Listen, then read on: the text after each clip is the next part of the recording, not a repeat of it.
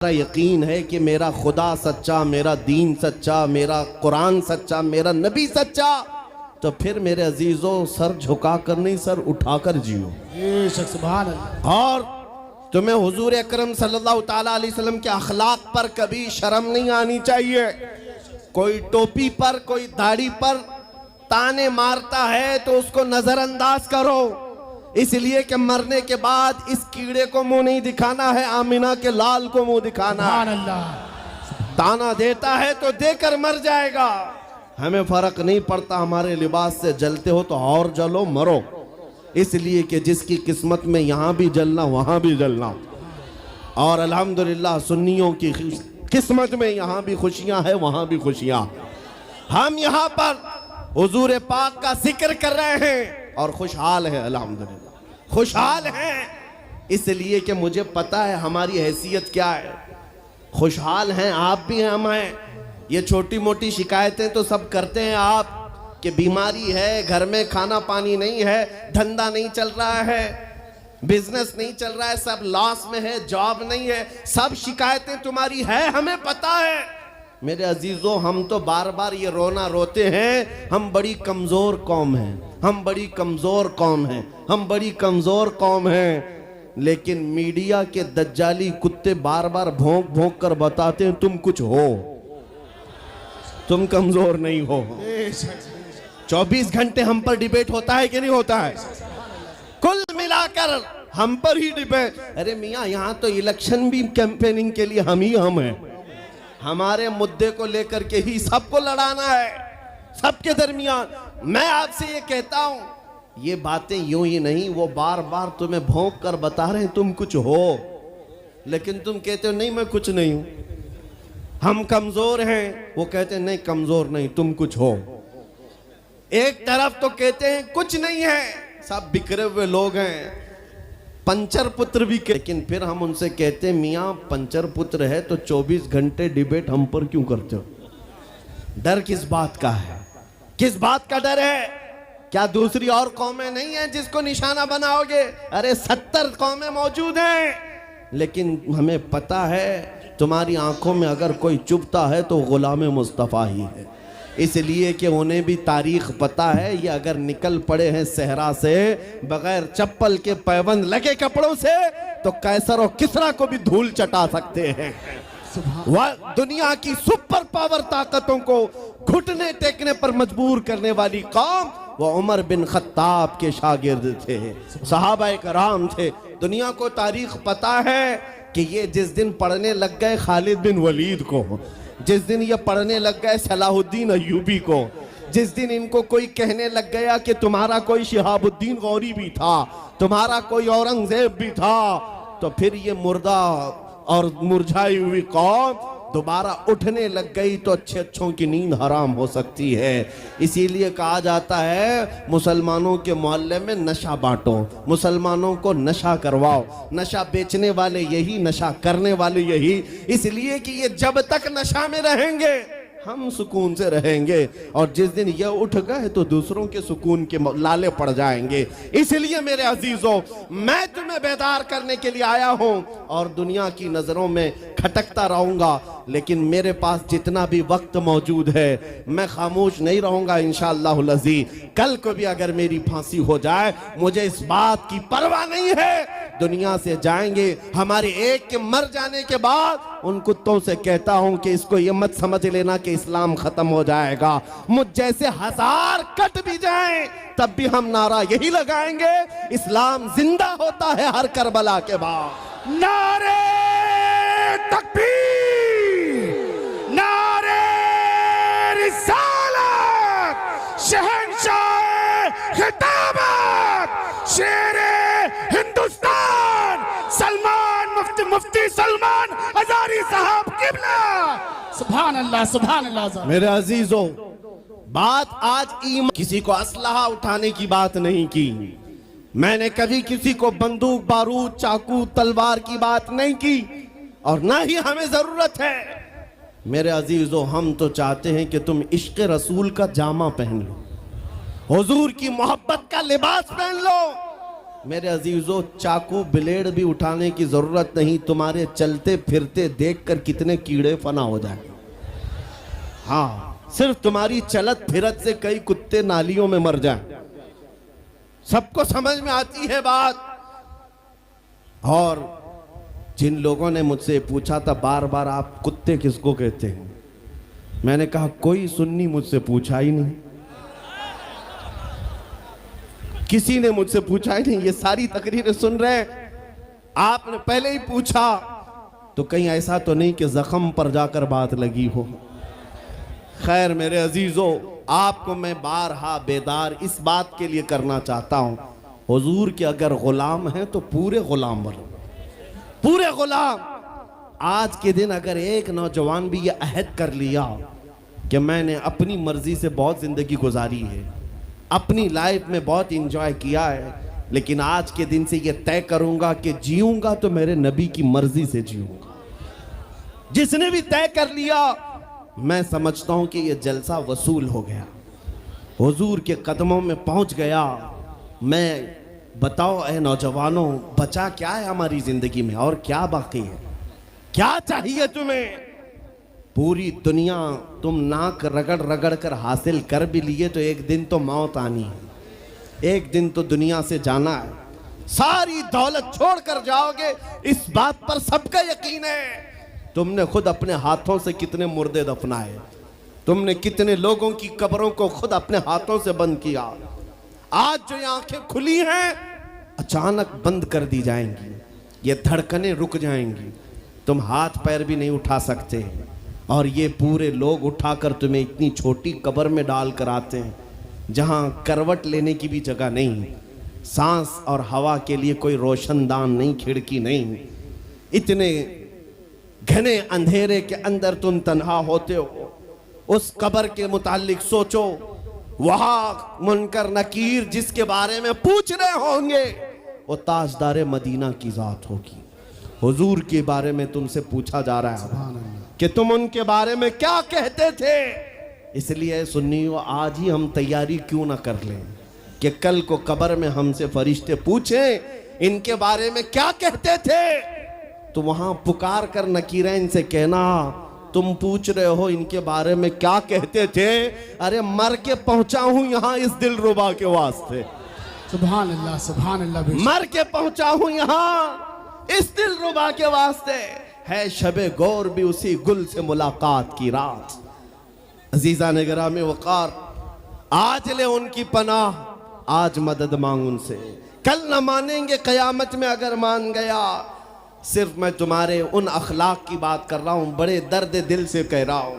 आ जाओ वापस उस नुक्ते पर जहां मेरे नबी ने हमें छोड़ा था, आ जाओ उस रास्ते पर जिस पर चलने वालों पर अल्लाह ने इनाम नाजिल किया है।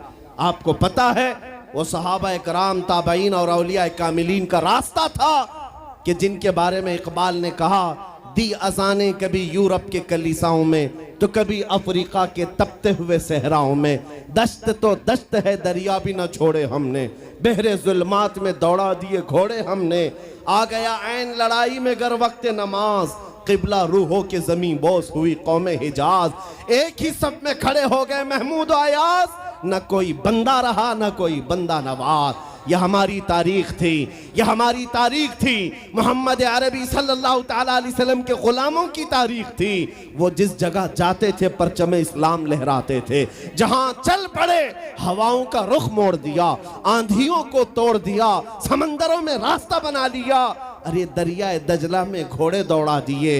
ये नबी पाक के गुलाम थे, दुनिया उनसे खौफजदा थी। क्या था उनका नारा? उनका नारा ये था, टल न सकते थे जंग में अगर अड़ जाते थे, पांव शेरों के मैदान से उखड़ जाते थे, अरे हक से सरकश हुआ कोई तो बिगड़ जाते थे, तेग क्या चीज है हम तोप से भी लड़ जाते थे। नारे तकबीर, नारे रिसालत, देखो देखो कौन आया, देखो देखो कौन आया। तवज्जो की बात है, हम उस कौम के वारिसीन में से हैं, दुनिया जिनकी तारीख जानती है। आपको पता है अंग्रेज तारीख दान है, अंग्रेज है, उसका कोई ताल्लुक मेरे दीन से नहीं, लेकिन तारीख लिखने में उसने ये बात लिखी कि मैंने ऐसा जर्नेल देखा ही नहीं जैसा सलाहुद्दीन था, इसलिए कि उसके जज्बे जैसा मैंने एक भी जर्नल देखा नहीं। एक बार का वाकया लिखा है कि 12,000 की फौज थी सलाहुद्दीन के साथ, 12,000 की फौज थी सलाहुद्दीन अय्यूबी के साथ, और जिस वक्त वो मैदान में उतरा मुकाबिल में सलीबियों की तादाद 4 लाख की थी, 4 लाख की थी। 4 लाख की तादाद देखकर ना वो घबराया ना भागा, पलटकर अपने फौज से पूछा क्या मशवरा है तुम्हारा, मुकाबिल में उतरे या नहीं उतरे। सलाहुद्दीन के लश्करी और उसके नौजवान सिपाही आम लोग नहीं थे, जज्बा जवान था। अर्ज किया है सलाहुद्दीन हमारे सिपह सालार, रसूलुल्लाह के सहाबा तादाद देखकर उतरते थे तो हम भी तादाद देख के उतरेंगे, अगर नबी के सहाबा तादाद नहीं देखते थे तो हम भी इस तादाद का कोई परवाह नहीं करेंगे। सलाहुद्दीन उनकी बातों को लेकर उतर तो पड़ा। तारीख लिखने वाला अंग्रेज आदमी है, कहता है मुकाबला कर लेना और बात होती है, लेकिन 4 लाख को तितर बितर करके रख देना तारीख की अलग बात होती है। सलाहुद्दीन के इस कारनामे के बाद वो अंग्रेज तारीखदान कहता है हमारे इलाकों में हाल ये हो गया था, हमारे यहाँ की माएँ अपने बच्चों को थपकियां देकर सुलाती थी और ये कहती थी कि बेटा सो जा नहीं तो सलाहुद्दीन आ जाए। सुभान अल्लाह, सुभान अल्लाह। ये मैं इसलिए बातें अर्ज कर रहा हूँ कि सलाहुद्दीन अय्यूबी की ताकत वो उनकी अपनी बॉडी की ताकत नहीं थी, वो ना ही किसी जगह से वर्जिश करके हासिल की हुई ताकत थी।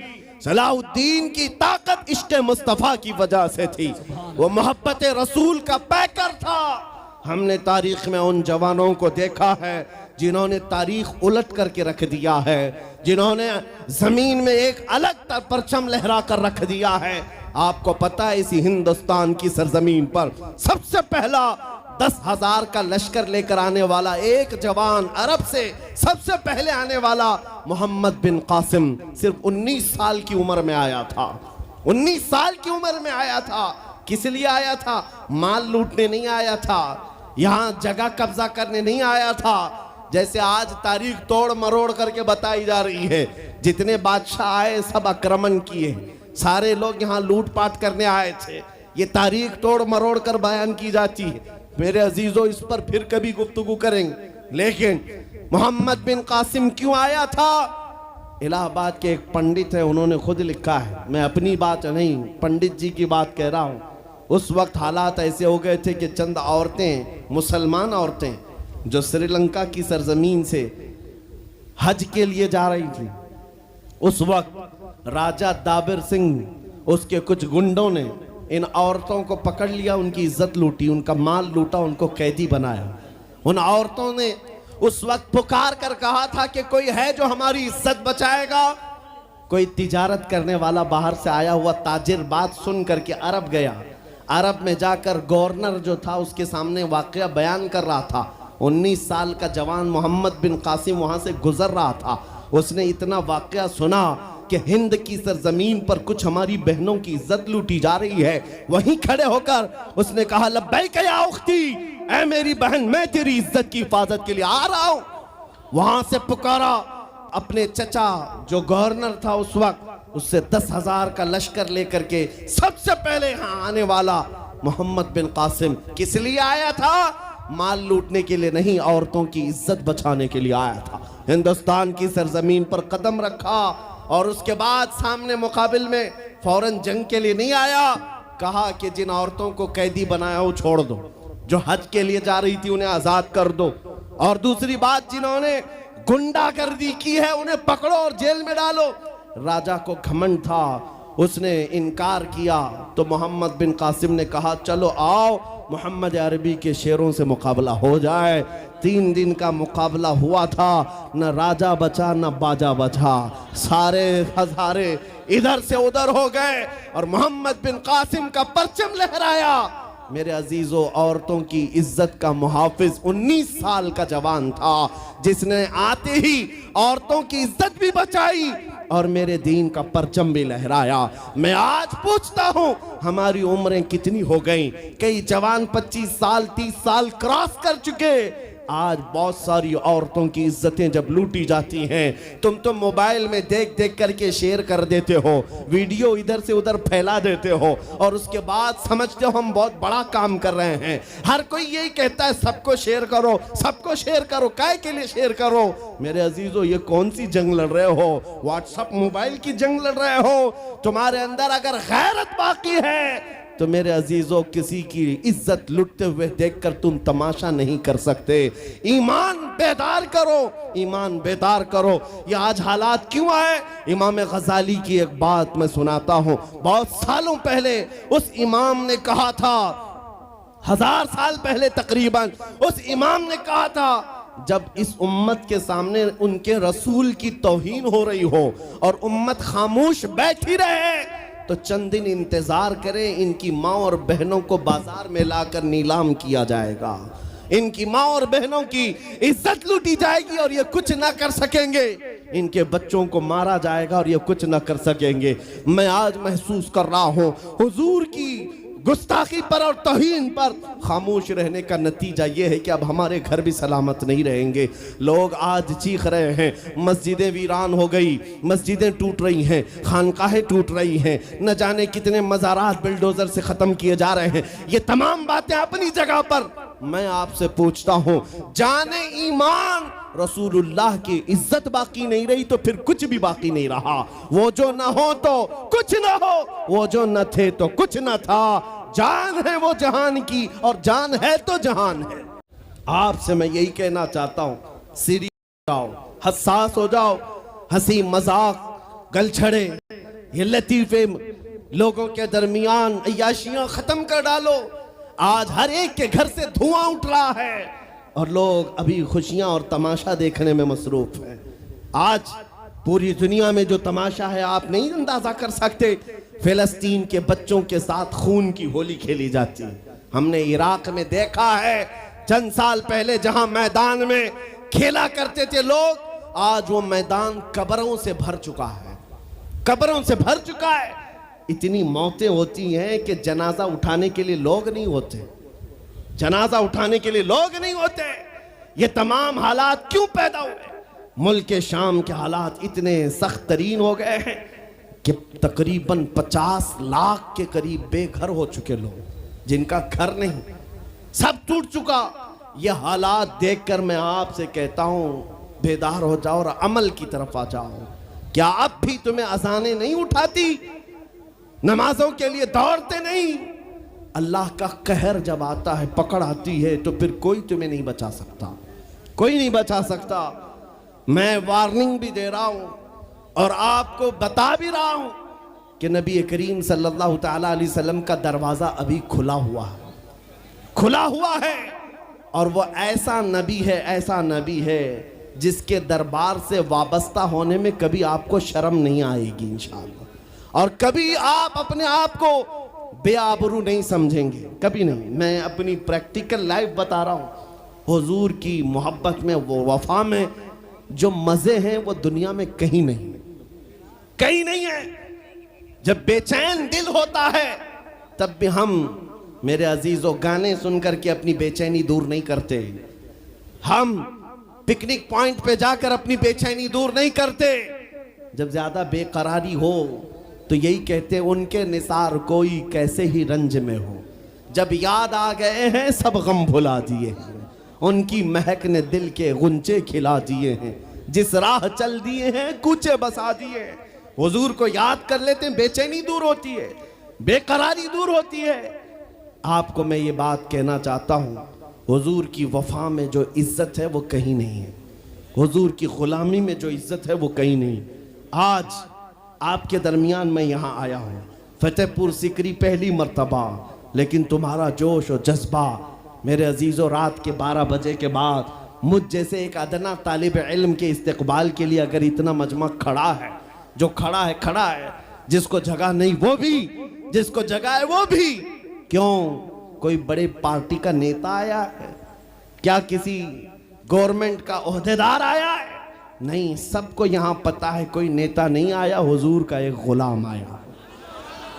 हमारी आज जो इज्जत है वो सिर्फ इसीलिए है, जब तक बिके न थे तो कोई पूछता न था। या रसूल अल्लाह, तुमने खरीद कर हमें अनमोल कर दिया। जब तक के मदीने से इशारे नहीं होते, रोशन मेरी किस्मत के सितारे नहीं होते। इसलिए आज से भी कहता हूं, बेदाम ही बिक जाइए बाजार नबी में, बेदाम ही बिक जाइए बाजार नबी में। अरे इस शान के सौदे में खसारे नहीं होते।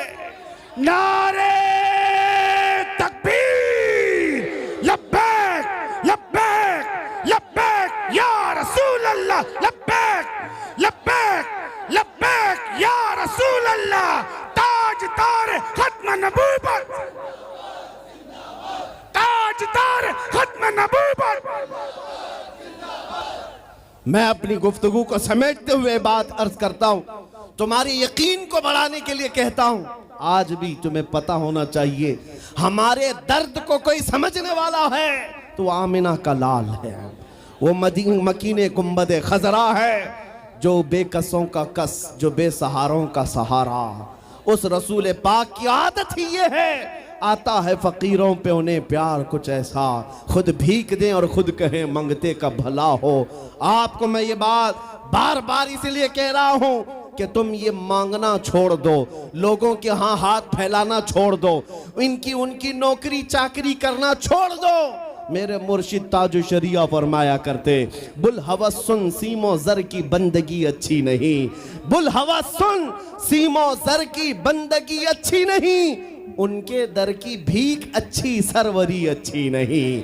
दुनिया में कहीं इज्जत नहीं पाओगे जो मेरे नबी की गुलामी में पाओगे। इसलिए कि हमने हुजूर से वाबस्ता होने वालों को देखा है, वो बिलाल हबशी हबशा के रहने वाले थे, अगरचे रंग काला था, लेकिन जब मेरे आका की गुलामी में आए तो मेरे आका ने उन्हें काबे की छत पर चढ़ा दिया, और काबे की छत पर से अजान देकर बिलाल ने ये लोगों को बता दिया, ऐ लोगों मुझे देखो, रंग से इज्जत नहीं, मुस्तफा के कदमों से इज्जत है। सुभान अजीजा ने ग्राम वक़ार, तवज्जो चाहता हूं, हुजूर की गुलामी में जो इज्जत है वो हमने देखी है। जो लोग सहाबाए कराम, जो सहाबाए कराम, सैयदना अमीरुल मोमिनीन उमर इब्न खत्ताब, जिनका हाल ये था 36 लाख स्क्वायर किलोमीटर पर तन्हा हुकूमत करते थे। उस वक्त मिस्र भी, शाम भी, यमन भी, इराक भी, फिलिस्तीन भी, अरब, ये 6 कंट्री पूरे मिलाकर तन्हा हजरत उमर की निगरानी में थे। और ऐसी निगरानी नहीं कि यहाँ बैठ करके बड़ी बड़ी मीटिंगें कर रहे हों और गरीब खस्ता हाल सो रहे हों। उस खलीफा इस्लाम का हाल ये था, वो मदीने में बैठकर खिलाफत कर रहा था, और बड़ी दूर एक औरत अपनी बेटी से कह रही है कि आज थोड़ा दूध में पानी मिला ले। बेटी कहती नहीं, खलीफा उमर बिन खत्ताब की खिलाफत है, उमर इब्न खत्ताब की खिलाफत है। घरों में तक उमर इब्न खत्ताब की निगरानी थी। ये कौन? उमर इब्न खत्ताब रज़ियल्लाहु ताला अन्हु, जिन्होंने लोगों का खून चूस करके हुकूमत की कुर्सी नहीं बिठाई। और दूसरी बात ये भी कि वो उमर सादा जिंदगी गुजारने वाले, उनकी सिक्योरिटी भी ऐसी नहीं थी कि रोल्स रॉयस लगी हुई हो, काली गाड़ियां आगे पीछे घूमती हों। मेरे अजीजों, उस उमर इब्न खत्ताब की बात कर रहा हूं। जब बैतुल मुक़द्दस फतह हो गया तो वहां से हजरत अबू उबैदा बिन जर्राह ने खत लिख करके भेजा कि लोगों की ख्वाहिश है उमर इब्न खत्ताब आप तशरीफ लाएं, बैतुल मुक़द्दस की चाबी आपके हाथ में दी जाएगी, आप तशरीफ लाएं। तो उमर इब्न खत्ताब रज़ियल्लाहु ताला अन्हु मदीने से चल पड़े अपना एक गुलाम लेकर के। लेकिन गुलाम और खुद होने के बाद एक ही घोड़ा था। तय ये कर लिया गुलाम के साथ कि 1 मील मैं बैठूंगा तू चलेगा, और दूसरे मील तू बैठेगा मैं चलूंगा। ये शान उमर इब्न खत्ताब रज़ियल्लाहु ताला अन्हु की। मैं क्यों कह रहा हूं अभी बताता हूं। और इस तरह से सफर कटता रहा, 1 मील खुद बैठते, 1 मील गुलाम बैठता था, क्योंकि उनके अदल के सामने किसी की नहीं चलती। फिर जब इत्तेफाक ऐसा है बैतुल मुकद्दस करीब आया, लोग सब देखने के लिए बाहर आए, लेकिन घोड़े पर बैठने की बारी गुलाम की थी और आपकी चलने की थी। बारी बारी है, गुलाम बैठा हुआ आ रहा है और खलीफा वक्त रस्सी पकड़ा हुआ आ रहा है। लोग दौड़े दौड़े आए, फिलिस्तीन के अमीरुल मोमिनीन कहकर नारा लगा रहे थे। तो जो मौजूद सहाबा थे उन्होंने बताया ये घोड़े पर बैठा हुआ अमीरुल मोमिनीन नहीं है, ये घोड़े की रस्सी पकड़कर जो आ रहा है वो अमीरुल मोमिनीन है। ईसाइयों ने पहली मर्तबा देख करके पूछा था, ए मुसलमानों, क्या तुम्हारा बादशाह ऐसा भी होता है? उस वक्त सहाबा ने कहा, पहली बात तो हमारे यहाँ बादशाह होता ही नहीं, बादशाह नहीं होता, और उनकी ये जिंदगी मैं इसलिए बता रहा हूं। फिर ईसाइयों ने कहा, अगर ये घोड़े की रस्सी पकड़कर चलता है तो इसके डर से कैसर और किसरा क्यों कांप रहे हैं? इसके डर से पूरा ईरान, पूरा रोम कांप रहा है। आखिर कौन सी ताकत है इस उम्र के अंदर? ये तो रस्सी पकड़कर घोड़े लेकर चल रहा है। तब जानते हो मेरे अजीजों, उमर इब्ने खत्ताब रदी अल्लाह ताला अन्हु ने लोगों को जमा करके बताया, ऐ लोगों सुनो, मेरी हैसियत सिर्फ इतनी थी, मैं खत्ताब का बेटा उमर, बचपन में 2 बकरियां मुझसे नहीं संभाली जाती और मेरे बाप मुझे हर दिन मारते थे, बकरियां नहीं संभालनी आती। लेकिन आज गौर से देखो, आंख खोलकर, वही खत्ताब का बेटा उमर है, 36 लाख स्क्वायर किलोमीटर पर तन्हा हुकूमत करता है। इसलिए नहीं कि खत्ताब का बेटा उमर है, इसलिए कि मोहम्मद अरबी का गुलाम उमर है। नारे तकबीर, नारे रिसालत, मरहबा या मुस्तफा, मरहबा या मुस्तफा। अजीजा ने गिरामी औकार, मैं आपको कई मिसालों से बता सकता हूं। इज्जत सहाबा ने रसूलुल्लाह के कदमों से पाई है, इज्जत नबी पाक के कदमों से पाई है। आज जिस जलसे में जाएं, आला हजरत, अभी अगर